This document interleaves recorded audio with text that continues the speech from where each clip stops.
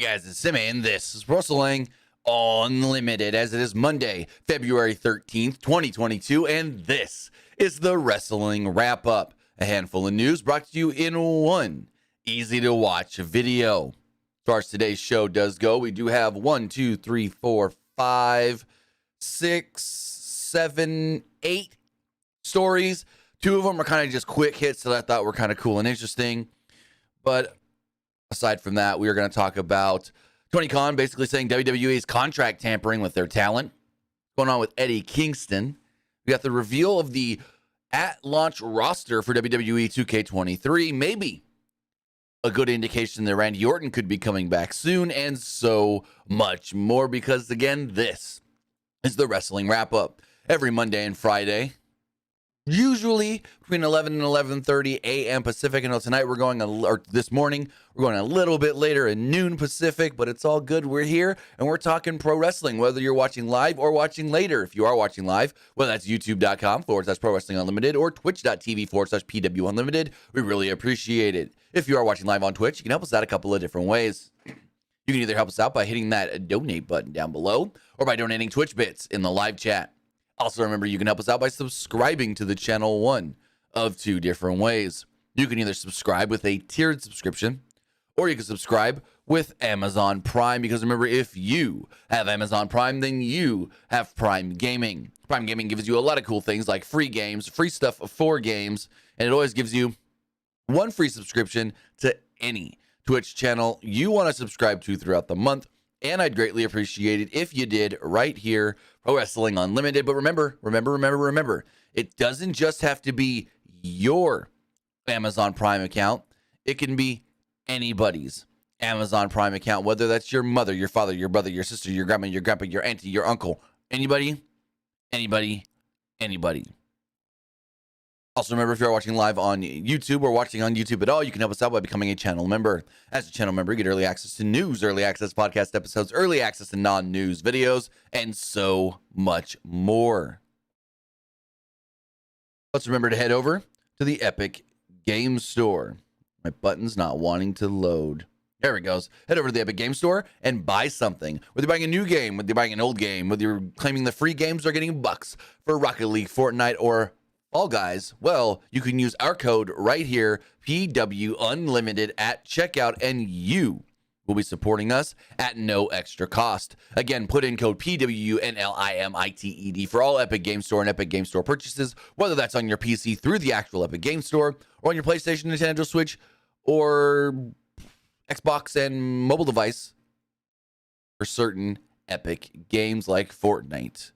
But with that, we got some stuffs to talk about today. And we're kicking it off with some AEW news that ties into WWE because, well, Tony Khan basically went on record saying that WWE is contract tampering. Tony Khan says that WWE has tampered with contracts of AEW talent and that there is a, quote, real war going on between AEW and WWE. In an interview with the Dan Le Batard Show, Khan detailed alleged contract tampering by WWE and discussed competition between the 2 biggest companies in the United States. Khan stated the following: I can only speak to the challenges we've had, and I got a lot of wrestlers coming to me and allege that WWE reached out to them to tamper with their contracts and asked them to break their contracts, Khan said. I can't confirm that specifically. I can only tell you what the wrestlers have come to me and said, but I've had multiple wrestlers and staff report to me. It was very disturbing, and I've had to go out and try to put on good shows despite this alleged tampering. Stuff like that. But frankly, I don't think it stopped us because the quality of the product and the quality of the shows is at an all-time high right now. The wrestling business is very dirty, Khan continued. I only know what people have come to me and alleged. But I do know it's a real war between AEW and WWE, and the fans are interested in it. And that was part of the original business model of AEW, was I knew wrestling fans, frankly, are very interested in wrestling free agency and wrestling wars. And I believe we could create a free agent market that is definitely a real thing now. And that would be a big part of the story. Now, what's interesting is the story that is the most real, the most intense, and the most hatred in all of pro wrestling is that between the two wrestling promotions. I think we truly hate each other. And I think it makes for real exciting TV. And it makes for an exciting wrestling war. Now, I don't know what Tony Khan's smoking in his pipe over there in Jacksonville or Chicago, whatever house he's at right now. But this just sounds like somebody trying to create a promo that's not really hitting well to hype up something. Like, this is just some of the most ridiculous stuff I've ever heard Tony Khan say. Like, let me reread the last thing he said here that was quoted. And this show was transcribed and quoted out from Post Wrestling. But he said, now what's interesting is the story is the most, in this is the story that is the most real, the most intense, and the most hatred in all of pro wrestling is between the two wrestling promotions. What? The hatred? What? You gotta be fucking kidding me, Tony Khan. Coming out here saying the war is real. We hate each other. But in the end, it makes compelling television. So, do you not hate WWE? Does WWE not hate you? I mean, we know you hate WWE because you pulled Billy Gunn out of the DX celebration like last minute, kinda. They all thought Billy was in, and Billy got pulled last minute because of Tony Khan. So it's like, I don't understand where Tony's coming from. I get it. WWE may have reached out to some of their talent, but it's not like Tony didn't do the same thing.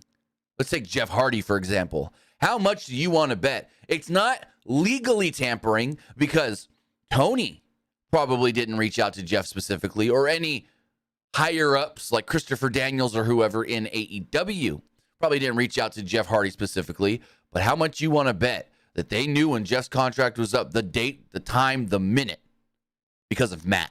And Matt was maybe negotiating things as a mediary. They got things like that they're doing.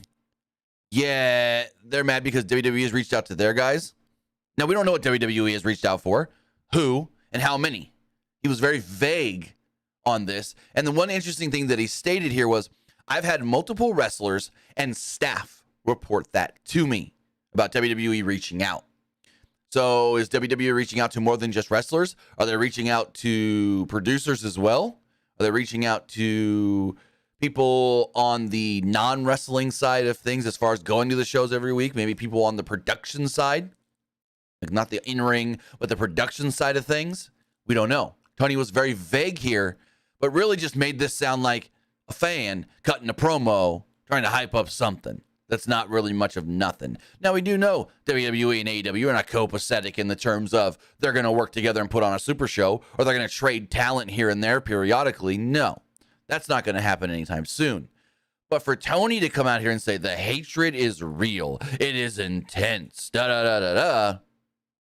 I don't know. It still feels like Tony Khan is more fan than promoter. Because it sounds like something you hear a fan go out there and say, man, you see these things in AEW and WWE, and they respond to each other, and blah, blah, blah, blah, and it's so cool, and this and that, and they must hate each other because they want to hurt each other. And it's like, no.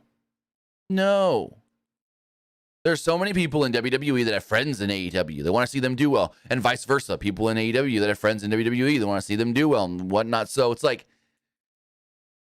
honestly, for wrestlers, having AEW is the best thing going because it's going to guarantee that they possibly make more money. When it was just WWE, the big game in town, and you had Impact and ROH as number 2 and 3, that couldn't compete with WWE's money, WWE wasn't worried about having to negotiate as hard. WWE wasn't worried about having to say, oh, well, we're going to offer you a 3-year deal, $450,000 a year. And then they go to AEW, this wrestler, and say, oh, WWE, and then they go back to WWE and go, AEW offered me $5. Can you match that or do more? And WWE then says $550. And it's stuff like that that's going to help wrestlers with having both companies. But it's stuff like this that is just a hindrance.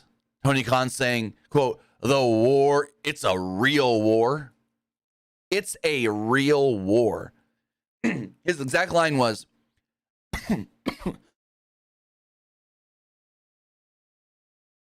I do know it's a real war between WWE or AEW and WWE, and the fans are interested in it. And that was part of the original business model of AEW. So what, to go head to head with WWE? Sure. But to start a war with them? I don't know about that. I mean, you want to talk about war? TBS is in as many, if not more, homes than Monday Night Raw on USA Network. Yeah, who does more ratings? And I know people are going to say, yeah, but WWE and Monday Night Raw are an institution. More people know about WWE than AEW. Well, AEW's been around for 3 years. And how they're barely just sometimes cracking 1 million? Okay, cool. But when WWE's got a show on a comparable network doing twice as many viewers, like what did AEW do last week? I think it was like $8.99. I can go look really fast. Show Buzz Daily, Wednesday, the 8th. AEW did $8.99. WWE did on Monday. We can't compare SmackDown because that is, how you say, different type of television. That is broadcast compared to, or network compared to cable. And now some might say, compared to NXT, they beat NXT. Yeah, but NXT is told to us that it is a third developmental brand with people that we are trying to make into stars, but that are not stars yet. WWE on Raw Monday last week did. I have to do some math because they break it down differently. 1968 plus 1881 plus 1750 divided by 3. WWE did 1.866 million views last week. So divide that by 899. No, you want to do 899 divided by 1.866. WWE did 47% better than AEW last week. So, and I know ratings is all hearsay and this and that, and I've gone off about how ratings aren't all that accurate anyways and this and whatnot, but just I don't understand what Tony's goal here is. To say we're in a real war. I just don't get it at all. It's kind of childish, I guess you could say. To say that we're in a real war the way he did. Now, if WWE's contract tampering, which I wouldn't put against them, we know that they've done it before. But if they are, then that's wrong on them. But, and I know Tony probably legally can't really say much on the matter, but when he goes, multiple wrestlers and staff report these things to me, I'm like, okay, cute. So let me know what you guys think in the comments below or in the live chat. You think Tony Khan was right for coming out and saying that we're at a real war? We're in a real war?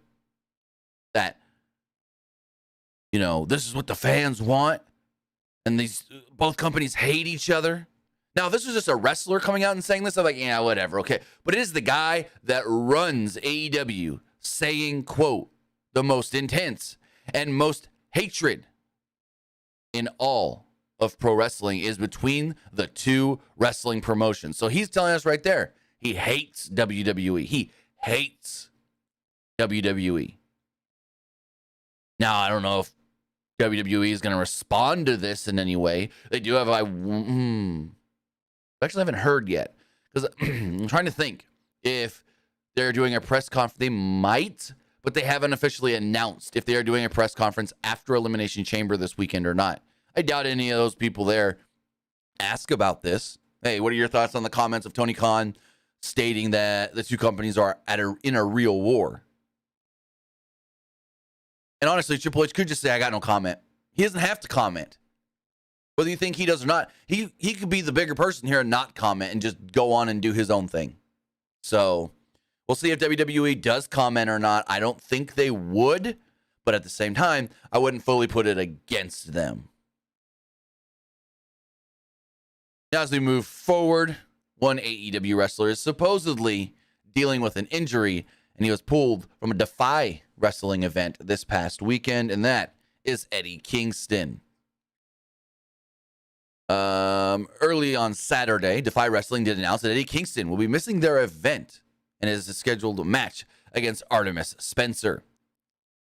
The word is that Kingston suffered an injury last Wednesday, and it's hoped that he will return quickly from the injury. Kingston didn't appear on AEW Dynamite nor Rampage, so the circumstance of how he got the actual injury is still unknown. Kingston has been involved in angles with Ortiz and the House of Black. We haven't really seen him in a while. Interesting thing here, the most interesting thing of all of this is that some are trying to claim that he suffered an injury Wednesday. Yet, Saturday morning, he was still hyping up this match. If we go over to Eddie Kingston's Twitter account, I'm going to pull this up here on the screen right now. Let's see. And this is after some controversy with Eddie Kingston last week, where he was calling out the roster of AEW, basically calling them all pussies. Eddie, two D's, Kingston. Because if we go and look at Eddie Kingston's Twitter,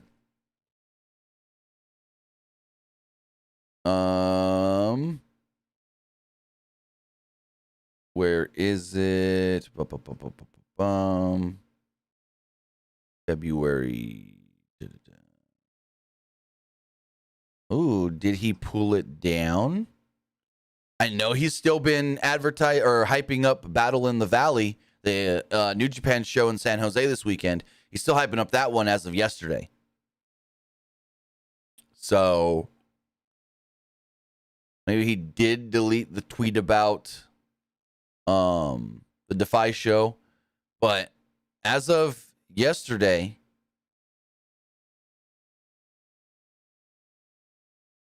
he's still hyping up his appearance for this weekend's New Japan show. So we'll see what's going on there. We'll see if we do learn anything new on the injury to Eddie Kingston. But I thought I would bring that quick news note to you guys, because Eddie Kingston is currently out with an injury, but scheduled to work a show this weekend with a guy who may be done with New Japan soon in Jay White. There's a lot of questions concerning Jay White's status with New Japan Pro Wrestling. He has been, quote, banned to wrestle for New Japan in Japan after losing the Loser Leaves Japan match against Hikuleo.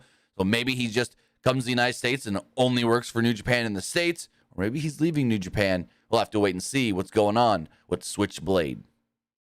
The one man that has worked for New Japan pretty heavily and now also works for AEW is old Lance Archer. And it seems like Lance Archer ain't happy right now, as Lance Archer tweeted out the following. Let's pull that up on the screen right here, if it even wants to load. There it goes. For some reason, this is loading very slowly. But Lance Archer did send out the following tweet stating, 51 days since I laced up my boots last, not by choice. Well, that's an interesting one. That's a very interesting one to note, that he's basically saying that they are not letting him wrestle. They are not putting him on the shows. They are not using him. That tweet was sent out yesterday morning or afternoon, depending on where you live. So, yeah. Another AEW wrestler disgruntled. We saw Eddie Kingston, to tie that back in. We saw Eddie Kingston talking mad crap on the roster last week. I mean, we can pull those back up too and dive into those, but that's just a whole other thing that I'm not too adversed in, because I didn't really deep dive into those or really super look into those. So, yeah. This has been an ongoing thing with AEW. Since they started, basically, they sign somebody. They push them, and then they just disappear. And then we end up hearing, oh, yeah, well, they're just not bringing me to TV. Oh, yeah, they're just not giving me any creative. Oh, yeah, they're just not doing anything with me, even though I've done so much in the company already. So we'll see what happens with Lance Archer. The Murder Hawk monster has not been seen, as he stated, in 51 days. Well, hasn't laced up his boots in 51 days. When was the last match he had? Lance Archer cage match. Lance Archer's last match was on... It was for New Japan. It was the 23rd of December. It was in Japan. And it was Suzuki-gun versus Suzuki-gun. It was Doki, Taichi, Yoshinobu Kanemaru, and Zack Sabre Jr. against El Desperado, Lance Archer, Minoru Suzuki, and Taka Michinoku. They then worked the day before. It was Chaos versus Suzuki-gun. He also worked a show, the Takataichi Together show in Tokyo as well. He hasn't worked for AEW since last November, when he lost to Ricky Starks in the first round of the Eliminator tournament back in November.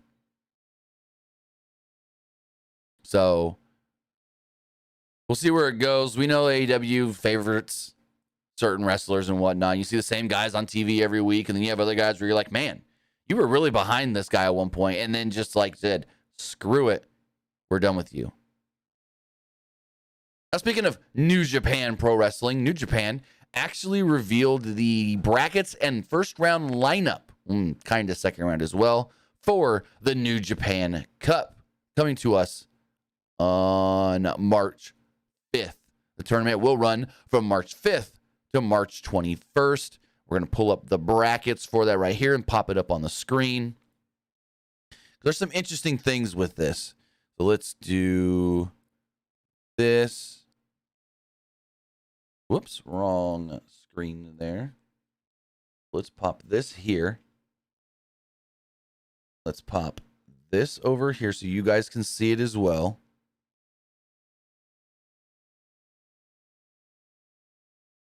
Let's just look at it, because there's some things here that have me very like scratching my head.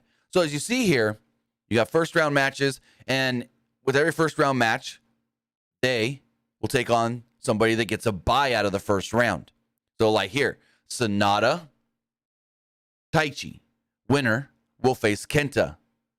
Why does Kenta get a bye? Interesting. Tetsuya Naito, El Phantasmo, winner of that will then face Chase Owens. Out of all these people getting buys, why is Chase Owens getting a buy? You have Ren Narita versus Evil. The winner of that match will then move on to the next round to face Jeff Cobb. You have Toru Yano and Mark Davis.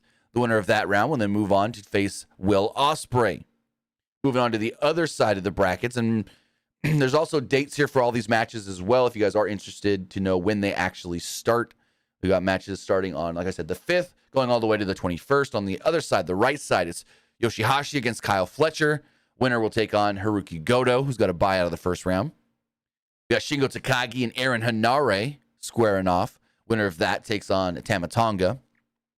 David Finlay and Tomohiro Ishii. Winner of that faces off against Great Khan. And then we have Shota Umino taking on Yujiro Takahashi. And the winner of that will take on Zack Sabre Jr. So if I'm going to... let's do some predictions here first. Sonata Taichi, I say Sonata. Sonata then goes on to face Kenta. Tough one, but I would say Kenta. We then have Tetsuya Naito and El Phantasmo with the winner of that match, which I'm going to predict Naito, like without even thinking about it. Tetsuya Naito. Winner takes on Chase Owens. I say Naito defeats Owens. Then that would leave Kenta Naito. So then maybe I go Naito beats Kenta. So then up here would be Naito. Actually, let me write this down so I don't forget it. Knowing me, I'm going to forget it. Let's see if I can predict who I think is going to win the tournament. So I have top right, Naito. Then we go down here, Ren Narita and Evil. I'll say Evil. Jeff Cobb and Evil. Jeff Cobb. Then we have Toru Yano and Mark Davis taking on, or the winner will take on Will Ospreay. I'm gonna say this one's a tougher one because I don't think it really. I'm gonna say Toru Yano because I don't think they do Aussie Open versus Aussie Open. So I'm gonna say Yano wins this, takes on Will Ospreay, and Will Ospreay just squashes him really quick. Then we have Jeff Cobb and Will Ospreay. That's another tough one because that is United Empire versus United Empire. So it's like, do they really go that route? Man. And I think about it like that. I'm going to say they do. And bottom left goes to Ospreay. Then we go up to the top right. We have Yoshihashi and Kyle Fletcher. We'll go Yoshihashi. Hiroki Goto. Goto beats Yoshihashi. We then have Shingo Takagi and Aaron Hanare. Of course, Shingo Takagi defeats Aaron Hanare. Shingo Takagi versus Tamatonga. I say Shingo Shingo beats Tamatonga. That then makes it Goto and Shingo. And I say Shingo wins top right. You know, these are done in quadrants, kind of. Shingo. Then the bottom, we got David Finlay and Tomohiro Ishii. I say Ishii wins and takes on Great Khan. And this is a hard one. I'm going to say Ishii beats Great Khan. They have Shota Umino and Yujiro Takahashi. Shota Umino wins, takes on Zack Sabre Jr., and Zack Sabre Jr. beats Shota Umino. That then leaves us with Tomohiro Ishii and Zack Sabre Jr., and I think, damn.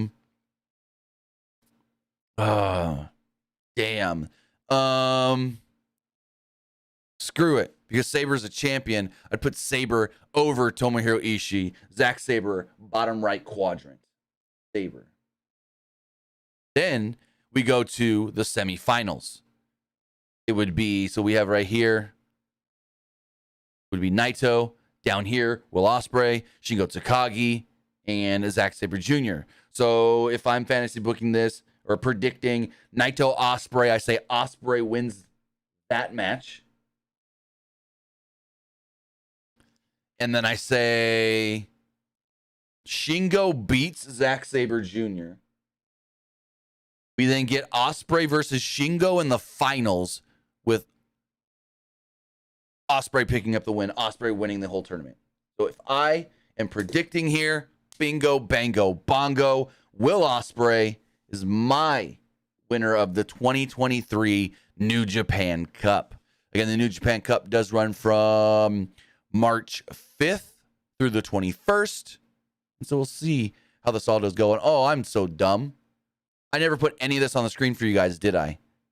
Dang, I never did. I thought I was pointing stuff out and clicking on that and never actually flipped over. You guys can see the brackets right here now.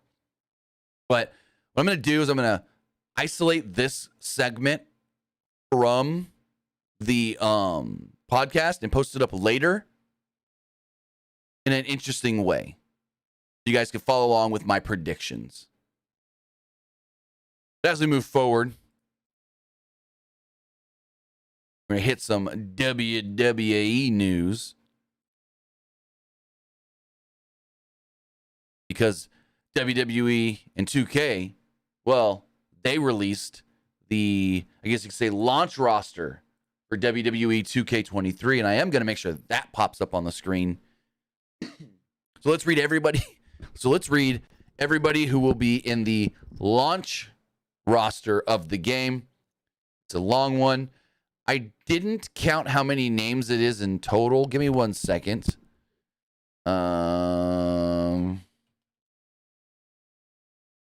It is, I could do some quick. 180, nearly 180 different wrestlers. So, as far as this list does go, we've got, scroll back up to the top, AJ Styles, Akira Tozawa, Alba Fire, Alexa Bliss, Aaliyah, Andre the Giant, Angel Garza, Angelo Dawkins, Apollo Crews, Asuka, Austin Theory, Axiom, Batista, Bailey, Becky Lynch, Beth Phoenix, Bianca Belair, The Big Boss Man, Big E, Bobby Lashley, The Boogeyman, Booker T, Braun Strowman, Bret the Hitman Hart, Brie Bella, The British Bulldog, Brock Lesnar, Braun Breaker, Bruno Sammartino, Brutus Creed, Butch, Cactus Jack, Cameron Grimes, Carmelo Hayes, Cedric Alexander, Chad Gable, Charlotte Flair, Chyna, Cody Rhodes, Commander Aziz, Cora Jade, Cruz del Toro, Dakota Kai, Damian Priest, Dana Brooke, Dexter Lumis, Diesel, Doink, Dolph Ziggler, Dominic Mysterio, Doudrop, Drew Gulak, Drew McIntyre, Eddie Guerrero, Edge, Elias, Eric Bischoff, which is an interesting one, Eric, Ezekiel. So both Elias and Ezekiel are in the game. Yeah, I'm making them a tag team day one. Farouk, Giovanni Vinci, Finn Balor, Gigi Dolan, Goldberg, Grayson Waller, Happy Corbin, Hollywood Hogan, Hulk Hogan, Humberto Carrillo, The Hurricane, Ilya Dragunov, Indy Hartwell, Io Sky, Ivar, JC Jane, Jake the Snake Roberts, JD McDonough, Jerry the King Lawler, Jay Uso, Jim the Anvil Neidhart, Jimmy Uso, Jinder Mahal, Walking Wild, JBL, John Cena, Julius Creed, Kane, Karrion Kross, Katana Chance, Caden Carter, Kevin Nash, Kevin Owens, Kofi Kingston, Kurt Angle, LA Knight, Lacey Evans, Liv Morgan, Lita, Logan Paul, Ludwig Kaiser, Mace, Macho Man Randy Savage, Madcap Moss, Mansoor, Matt Riddle, Maurice, Molly Holly, Montez Ford, Mr. McMahon, Mustafa Ali, MVP, Natalia, Nikki ASH, Nikki Bella, Nikita Lyons, Noam Dar, Omos, Otis, Queen Zelina, Randy Orton, Raquel Rodriguez, Razor Ramon, Reggie is an interesting one.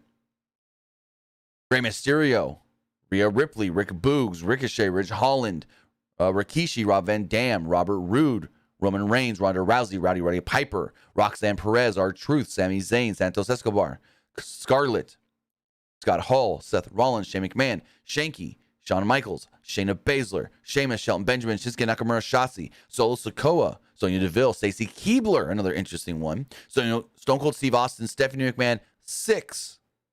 Tamina, T-Bar, Ted DiBiase, The Miz, The Rock, Titus O'Neil, Tommaso Ciampa, Triple H, Trish Stratus, Tyler Bate, Ultimate Warrior, Umaga, Undertaker, Vader, Veer Mahan, Gunther, Wes Lee, Xavier Woods, Xia Li, X-Pac, Yokozuna, and Zoe Stark are all in the base launch roster of the game. Then if you get some DLC and the Ruthless Aggression Pack, you get Brock Lesnar from 01, the Prototype, Randy Orton from 02, and Leviathan.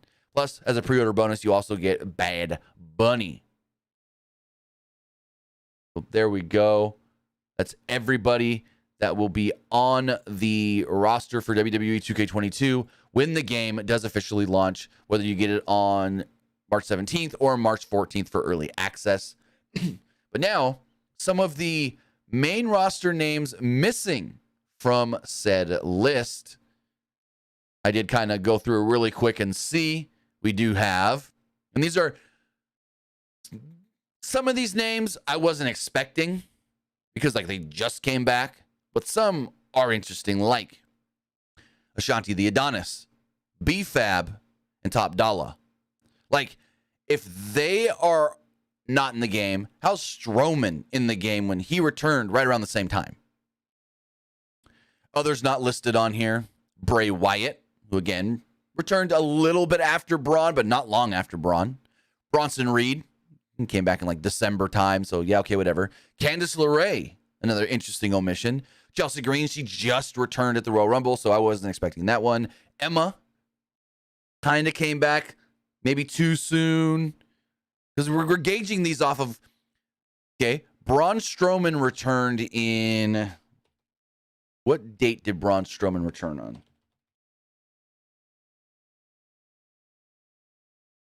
Braun Strowman returned to WWE September.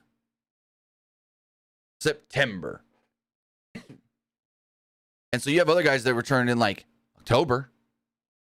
How's Strowman in this game And that guy's like, especially like Bray. Then other omissions, Carl Anderson and Luke Gallows. They returned right around the same time as Braun. Good. Let's see when they returned. And some of these names that we're mentioning now could end up being October 10th. So about 3 weeks after Braun. And some of these names that we're mentioning now could end up being DLC. But Luke Gallows, Carl Anderson, Maxine Dupree. Why ain't she on there as a manager? If we've got, well, because it's not Maximum Male Models, I guess you could say. Mansoor is in the game as Mansoor. And Mace is in the game as Mace, but not Mace. No Mia Yim. No Naomi, which is a very interesting one. Tegan Knox and Valhalla. So those are the main roster names that have been omitted, I guess you could say. But, oh, and Johnny Gargano, but that's what we're going to talk about right now. Johnny Gargano says that he will be in this game despite not actually being on the roster list put out by 2K.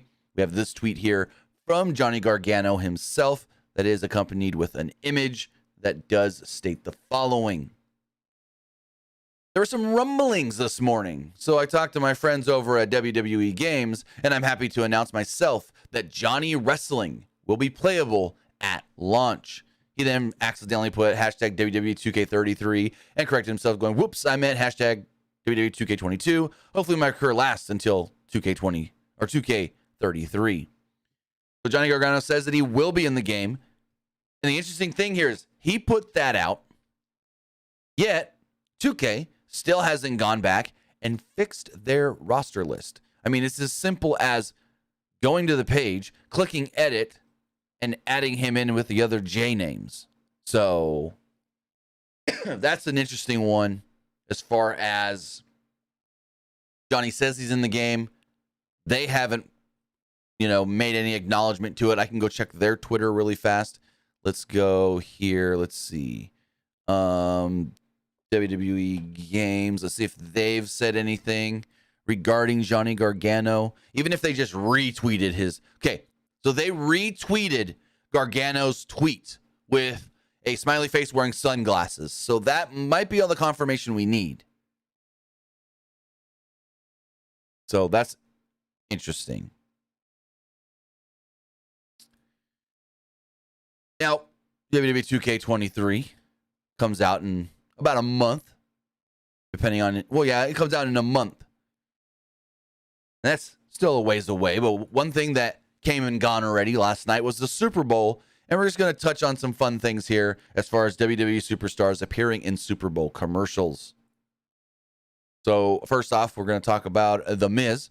The Miz appeared in a commercial basically for Fox, hyping up the Super Bowl. And in a funny spot, The Miz talked about certain things, and I'm going to go and do this and that, and I'm going to main event WrestleMania, and da-da-da-da. And then he said something about he's going to celebrate the win, even if he has to miss Raw this week. And the producer behind the scenes in the commercial is like, wait, do you have a match on Monday? You can't miss the show. I thought that was funny. The Undertaker appeared in a DraftKings commercial that had a lot of big name celebrities, but the star of the commercial was Kevin Hart. We also saw Dave Bautista as they debuted the new trailer for Guardians of the Galaxy. We saw John Cena as they showed off the new trailer for Fast 10. And, of course, WWE Hall of Famer Snoop Dogg had a couple commercials, and Snoop Dogg's golden WWE Championship belt was spotted around the waist of another celebrity who was in attendance at the Super Bowl last night, and that celebrity was, well, why did my thing just freeze? I had it written down here. Well, Rob Gronkowski. Rob Gronkowski. Last week, Pete Davidson had it at the Pro Bowl. I don't know where this is all leading to. The whole Snoop doesn't have his belt. Other people keep popping up with it. I don't know where this is all leading to. Maybe just a bunch of cameos at WrestleMania. Now, a couple weeks ago was the Royal Rumble, and at the Royal Rumble, we did see the WWE return of Chelsea Green. Chelsea Green is now playing a, I guess you can say, Karen-type character on WWE's main roster. She's appeared since the Royal Rumble on both Raw and SmackDown. And I'm going to pull up this tweet and image here on the screen because it's very interesting. Something that was spotted on the video for her entrance. And I don't know if this is just they're reusing her old video Titantron or if this is for something new. But as we see here, Chelsea Green's video, but in the corner down here, the logo for the Robert Stone brand. This was from last Friday. She competed on SmackDown, but this right here, the Robert Stone brand logo. So could there be the possibility that Robert Stone is going to end up coming to the main roster with Chelsea Green? They were an item. They were a pairing in NXT where they were not, her character in NXT was not a Karen. She was more like a stuck-up influencer, I guess you could say, social media influencer type person, if you had to give her a character when she was in NXT. But she was with Robert Stone. Robert Stone was her manager / representative or whatever you want to call it, or agent.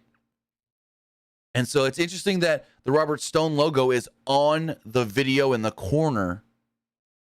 But we haven't heard or seen anything of Robert Stone being with her. And it's been a while also, I believe. I don't watch NXT regularly, but it's been a while since I've seen Robert Stone appear on NXT television.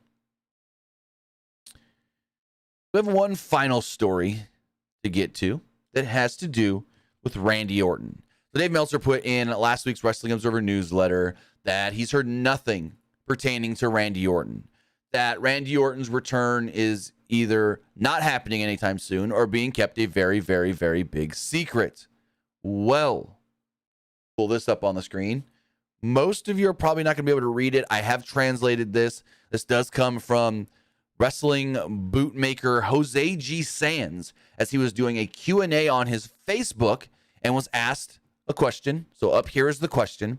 It asks, who was the wrestler that impacted you the most that ordered some boots from you, basically?